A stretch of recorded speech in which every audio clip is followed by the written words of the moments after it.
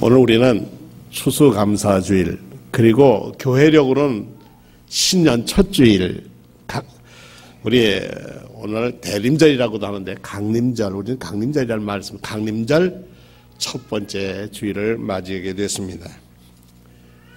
이 강림절, 아드벤트라고 하는 것은 영어로 coming, 온다는 말에서 옵니다. 그래서 히라보 성경에는 파루시아, 그분이 오신다, 재림하신 주님, 한번 2000년 전에 태어나신 예수님 다시 오신다라고 하는 그런 마음으로 성탄을 맞이하는 그런 주간입니다. 그래서 첫 번째 어둠 속에서 보랏빛에서부터 우리는 이제 한 주 지날 때마다 촛불을 하나씩 더 켜서 밝아지게 어둠의 죄에서 빛으로, 이 땅에 참빛으로 오신 예수님을 만나게 됩니다. 이 대강절, 주님의 재림을 기다리는 이 절기에 옛부터, 초대교부터 지금까지 한마디의 메시지가 있는데 그것은 깨어있으라 하는 말씀입니다. 따라합시다. 깨어있으라. 깨어있으라는 것은 누가 오신다는 겁니까? 심판의 주님이 오신다, 이런 것을 전제합니다. 지금 미랄들의 소리하면서 우리 학생들이 이미 깨어있으라고 하는 것, 더데이, 바로 그날이 온다 하는 것을 아이들이 노래극으로 보여주었습니다. 대강절을 축하한다는 것은 첫 번 크리스마스에 이 주님이 다시 오심을 마음에 새기고 옛 생활을 접고 그리스도 안에서 새 삶을 다짐하는 절기라고 하는 것입니다. 바울 사도께서 데살로니가에 보낸 편지에 이렇게 말씀하셨어요. 우리가 너희 모두로 말미암아 항상 하나님께 감사하며 기도할 때 너희를 기억함. 너희의 믿음의 역사와 사랑의 수고와 우리 주 예수 그리스도에 대한 소망의 인내를 우리 하나님 아버지 앞에서 끊임없이 기억하고 있다.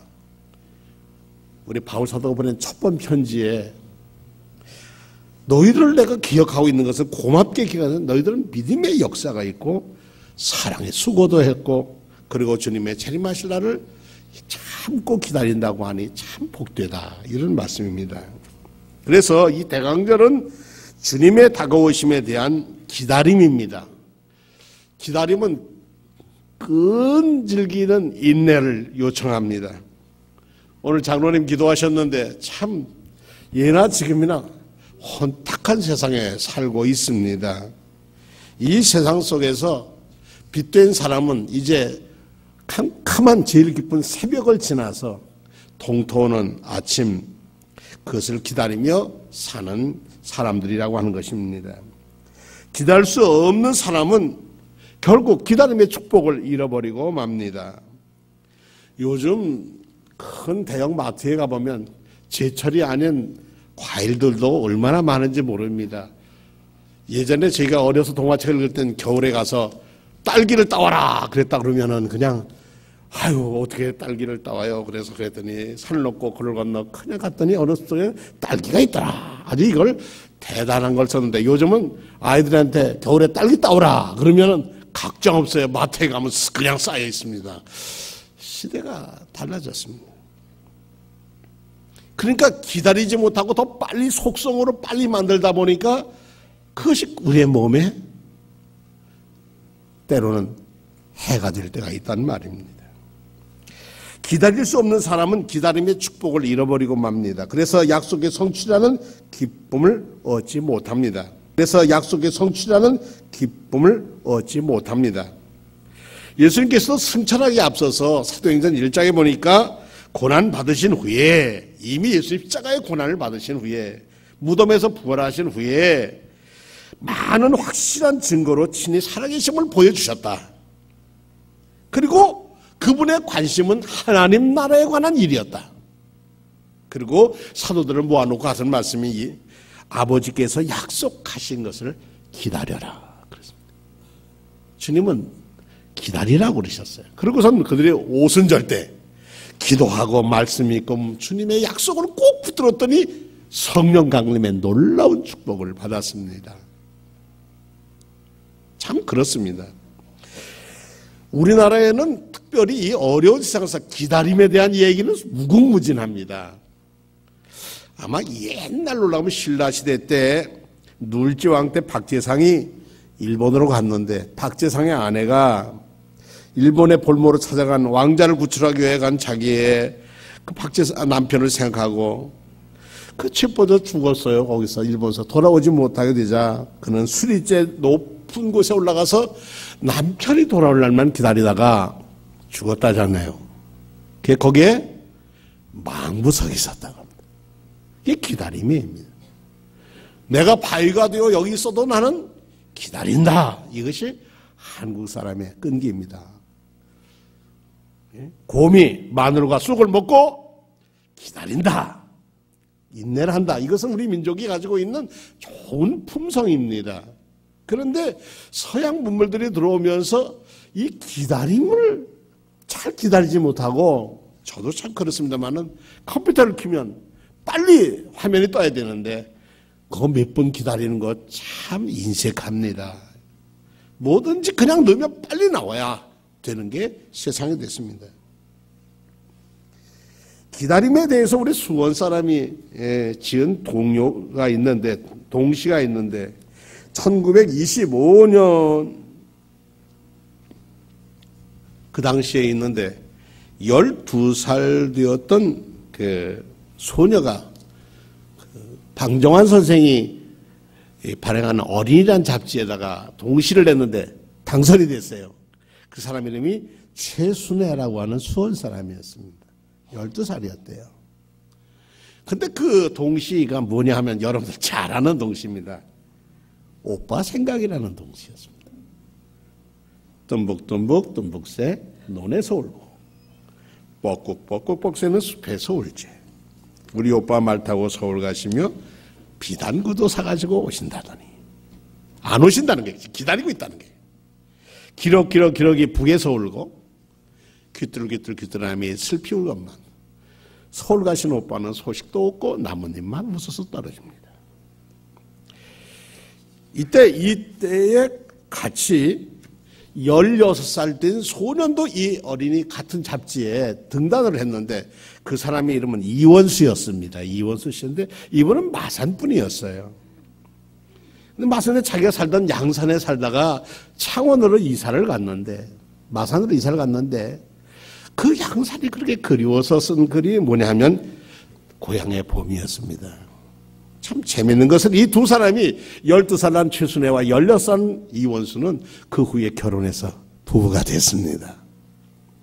그리고 이 원수 씨가 쓴 이 고향의 봄을 1921년 23살 난 홍영후라고 하는 젊은 음악도가 여기에 곡을 붙은 게 우리나라 애국가보다도 더 많이 불리는 고향의 봄입니다. 나의 살던 고향은.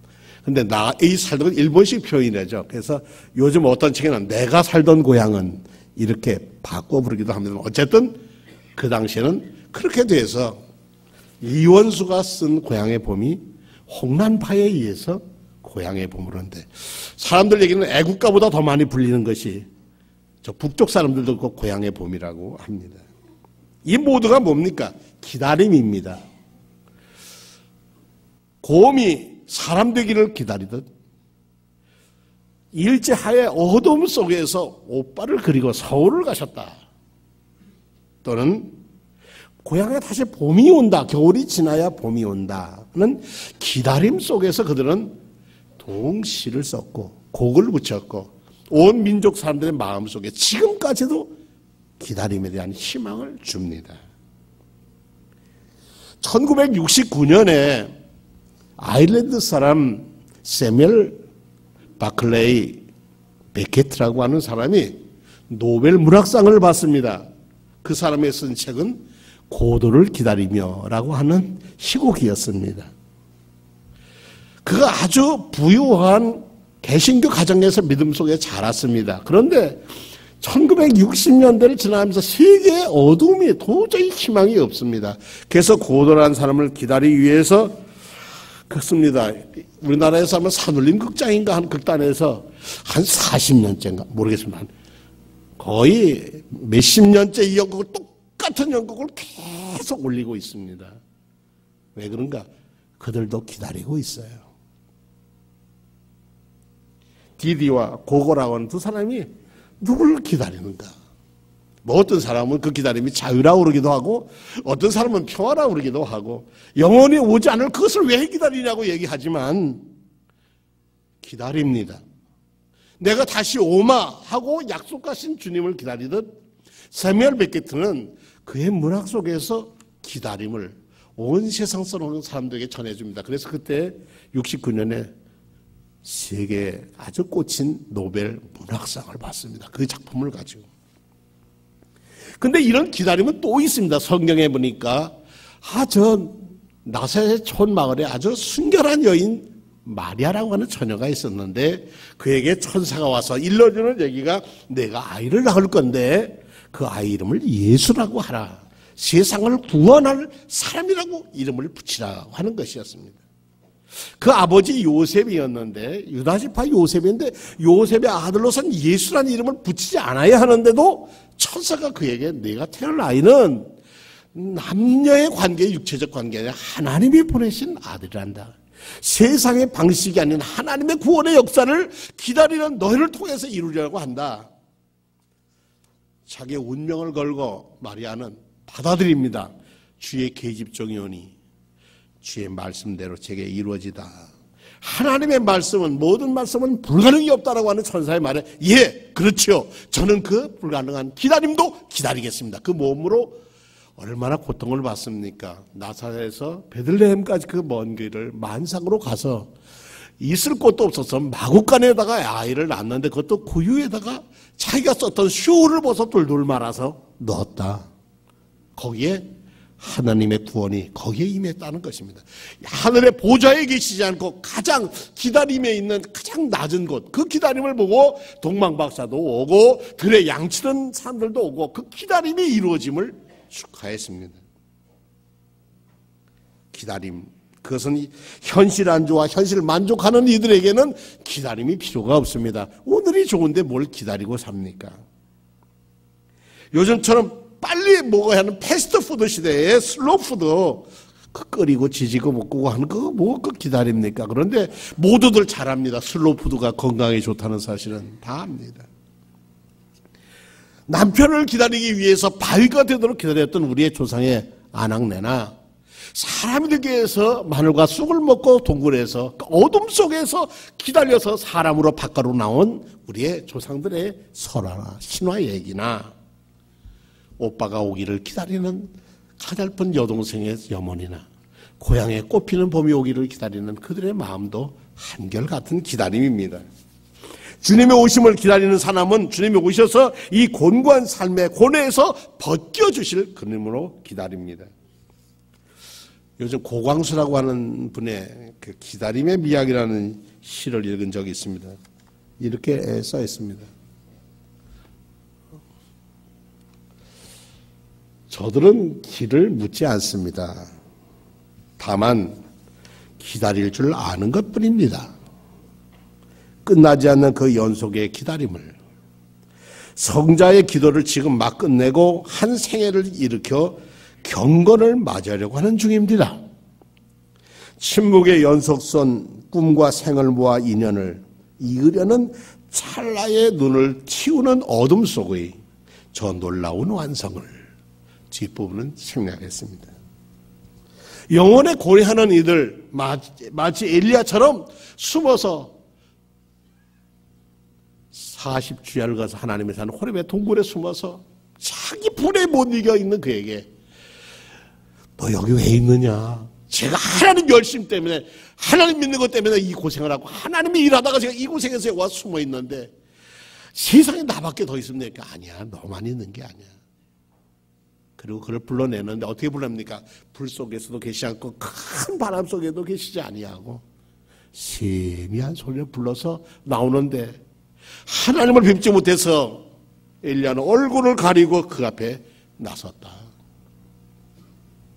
마치 애벌레가 잘 잘 자고 나면 나중에 자기가 이 세상을 떠날 줄 알면 자기 입에서 실을, 자기 몸을 뽑아서 고치를 만들고 그 어둠 속에 들어가 버리고 맙니다. 두렵습니다. 내가 내 몸이 다 뽑으면 나는 어떻게 될까? 그 두려움을 다 던집니다. 그러면 그 고치 안에서 어두운 밤을 기다립니다. 근데 반드시 어떻게 와요?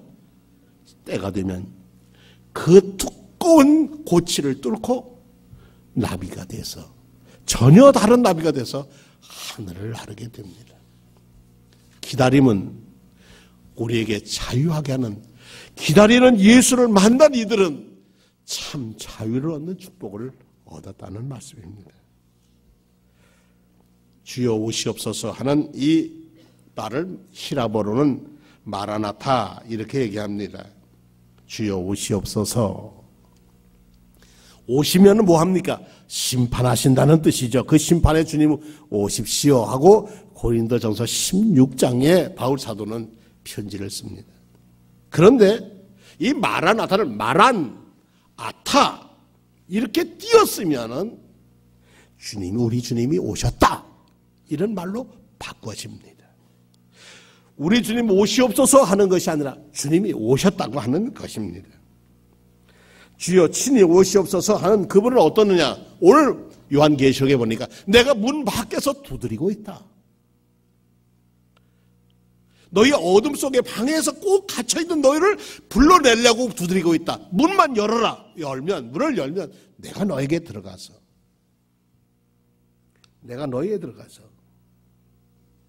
참 빛이 되어지고 구원이 되어지시고 함께 기쁨을 나누게 하셨다는 겁니다.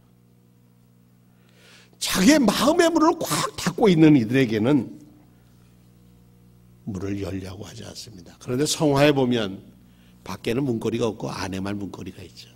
문은 열 사람 그 당사자에게 달려있다고 하는 것입니다. 내가 문 밖에서 두드린다. 주님은 오늘도 그렇게 우리의 마음을 두드리고 계십니다.